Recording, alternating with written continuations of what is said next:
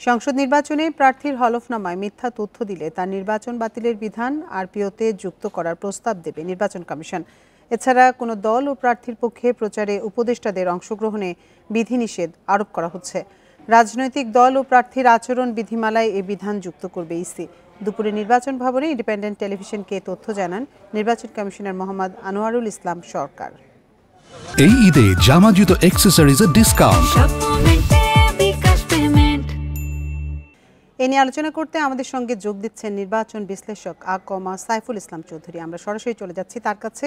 জনাব সাইফুল ইসলাম চৌধুরী, আপনাকে স্বাগত জানাচ্ছি ইন্ডিপেন্ডেন্ট সংবাদে। আপনার কাছে প্রথমে যেটি জানতে চাইবো যে এই যে আমরা প্রতিবেদনে যেমনটি দেখছিলাম যে হলফনামায় মিথ্যা তথ্য দিলে নির্বাচন বাতিলের সুপারিশ করা হবে, তাহলে কি আগে হলফনামায় মিথ্যা তথ্য দিলে প্রার্থিতা বাতিল হতো না? ধন্যবাদ আপনাকে। এটা একটা সাহসী উদ্যোগ। আগে হলফনামায় যেটা হতো যে হলফনামায় দেওয়ার পরে এটা এক এক সময় তো নির্বাচনের এই আরপিও সংশোধন হয়েছে।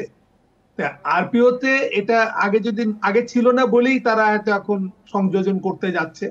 এটা খুবই ভালো উদ্যোগ। নির্বাচন কমিশনকে যদি শক্তিশালী করতে হয়, যেমন আমরা কথায় কথায় বলি যে টিএন সেশনের উদাহরণ দেই যে টিএন সেশন এই করেছিলেন সেই করেছিলেন, তিনি যাই করেছিলেন সেটা আইনের ভেতর দিয়ে করেছিলেন।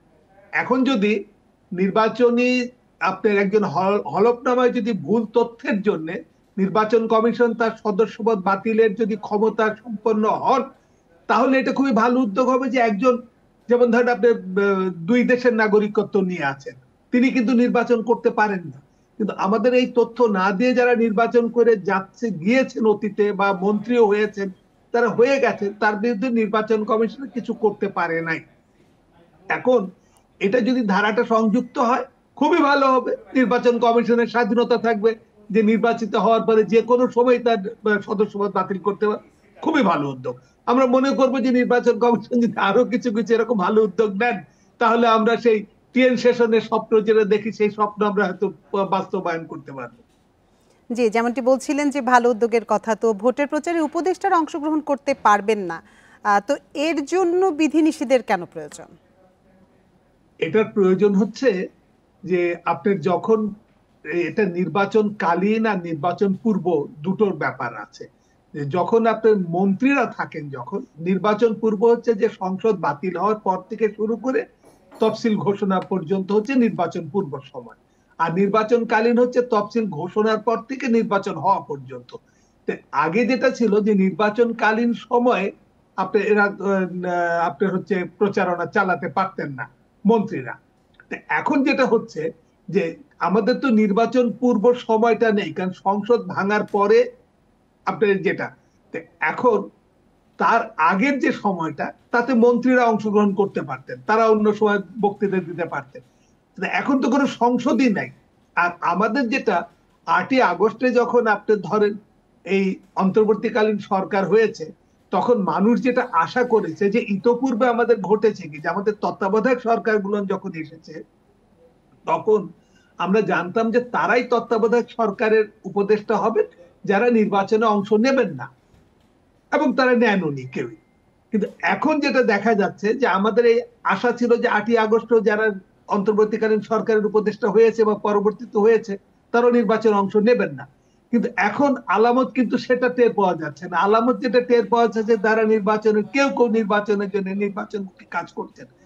ফলে এটা যে সাধারণ মানুষের যে ধারণাটা ছিল সেই ধারণার বিপরীতে চলে গেছে, এবং সেই তত্ত্বাবধায়ক সরকারের উপদেষ্টাদের বিপরীতে চলে গেছে।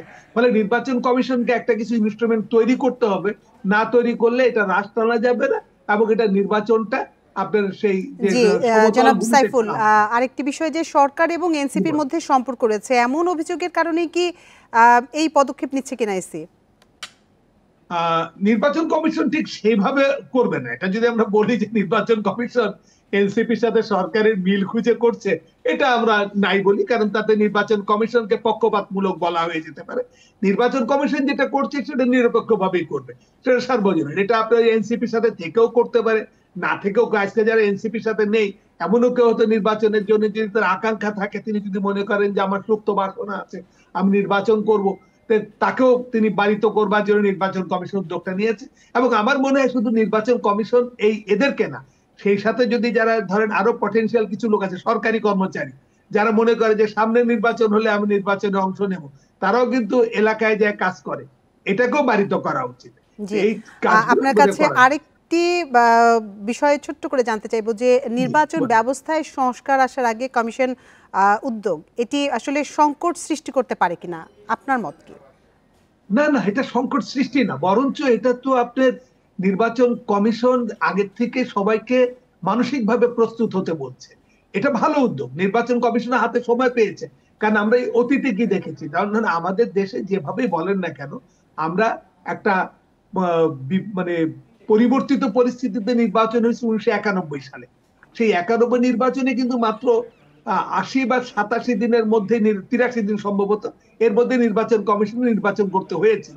তো সেক্ষেত্রে তাড়াহুড়া যেটা ছিল, সে তাড়াহুড়ার থেকে এখন বরঞ্চ হাতে সময় পেয়েছে, নির্বাচন কমিশন এটা করতেই পারে, তাকে একটা পূর্ব প্রস্তুতি নিয়ে ভালোভাবে সেই কাজগুলো করতে পারে।